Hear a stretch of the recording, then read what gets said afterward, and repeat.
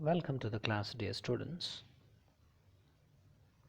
In this class today, let's briefly study Valentine's Day written by Charles Lamb. We have already been familiar with the outline of the story. Let's discuss important aspects of this essay: autobiographical elements and elements such as humor, pathos, and Charles Lamb's style. And essentially this essay is autobiographical, less autobiographical compared to Dream Children, rather descriptive and meditative essay. Lamb here in this essay meditates on the human passion of love, and very descriptive. It is descriptive in the sense when Mr. Evie is working out on a drawing where Charles Lamb brings in about various allusions in the picture painted by him. Hence, at the same time, Valentine's Day. In this essay, Charles Lamb meditates on the human passion of love. Even though Charles Lamb never married in his life, he of course felt the passion of love. Perhaps in this essay he dreams of some human love, and probably he meditates on this in order to please himself about this. And humorously he talks of the human passion love in order to ease his mind, perhaps.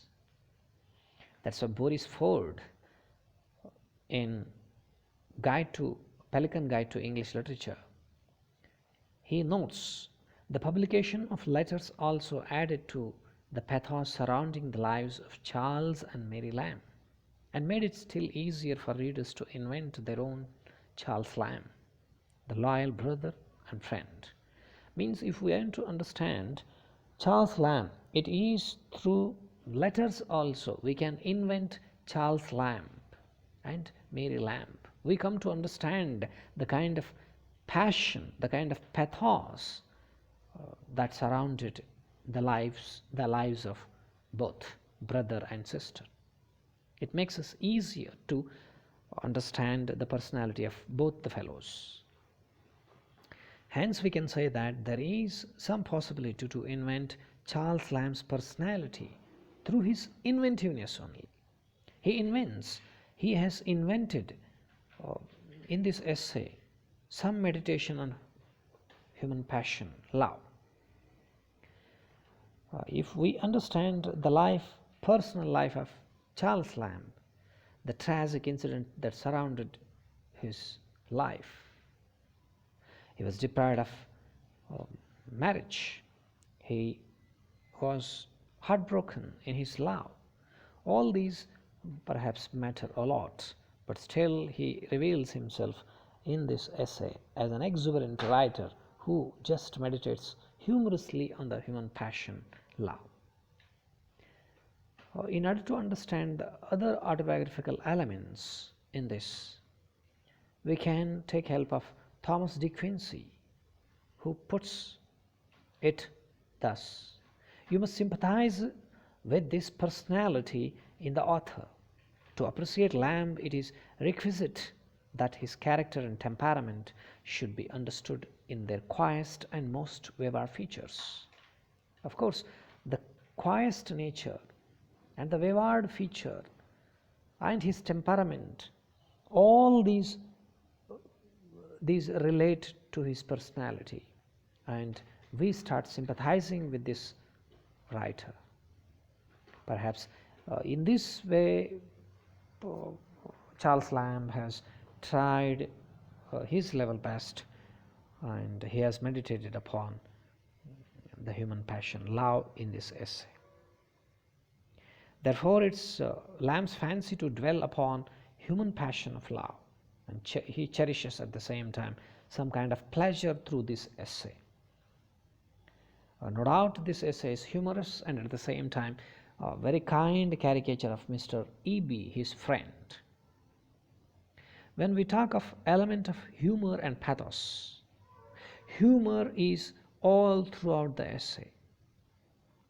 When Lamb addresses Bishop Valentine to be immortal go-between, mysterious personage, the humor is light.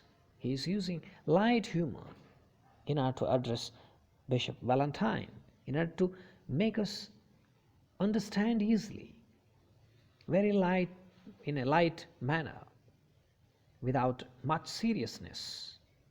He meditates here in this essay upon love.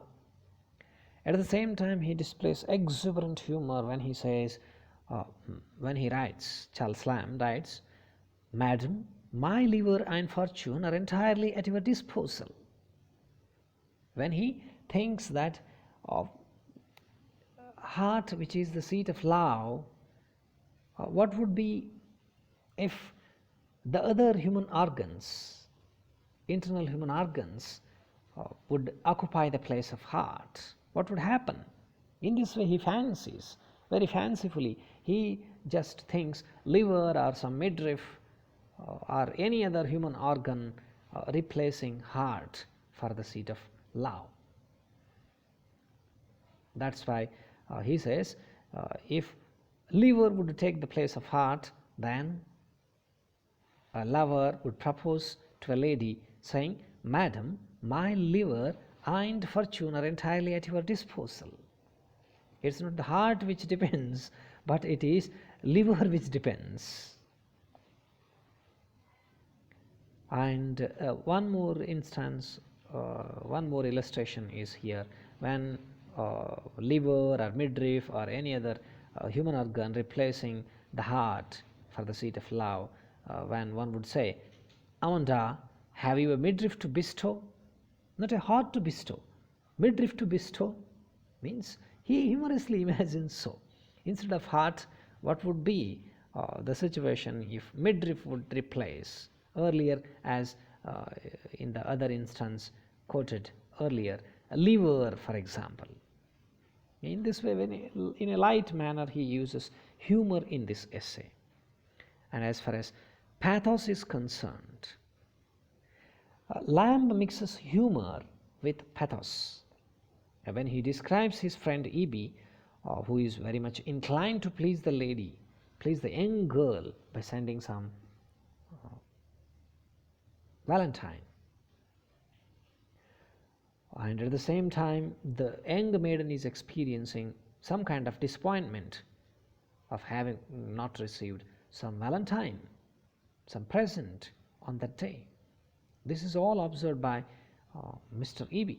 This disappointment, this anxiety, this expectation, this anticipation of receiving some gift and some surprise when she receives present from Mr. E.B. sent through post. These are all striking illustrations of Lamb's style of presenting pathos. Lamb, of course, showers much pathos in the expectation of lovers on Valentine's Day, how their heart throbs, how their heart is eagerly expecting a knock at the door, which would be a pleasant sound echoing to the heartbeat. At the same time expecting some gift or present to be sent to him or her by his beloved or her lover. And when we talk of Charles Lamb's prose style, of course, as usual, it is characterized by humor and pathos. No doubt he employs here in this essay very archaic prose style, where the style is looks very old, and at the same time he is referring again and again to Shakespeare's dramas with adaptations, some references.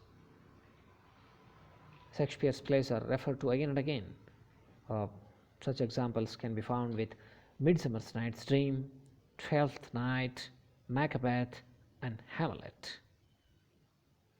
No doubt at the same time some obscurity is present in his style.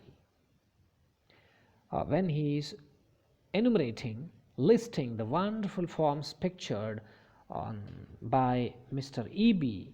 in the Valentine, the reader is expecting something more to go on, something more to be described, but all of a sudden, abruptly, Charles Lamb ends it, writing just simply, iris dipped the oof. In this way, abruptly, he ends the description, which would have been carried still further. In this way, some obscurity is present in the essay. Otherwise, it is fine, humorous, and as usual, humor and pathos making their entry in the essay. I hope we discussed in brief about the aspects that are employed in Charles Lamb's Valentine's Day. Thank you, dear student.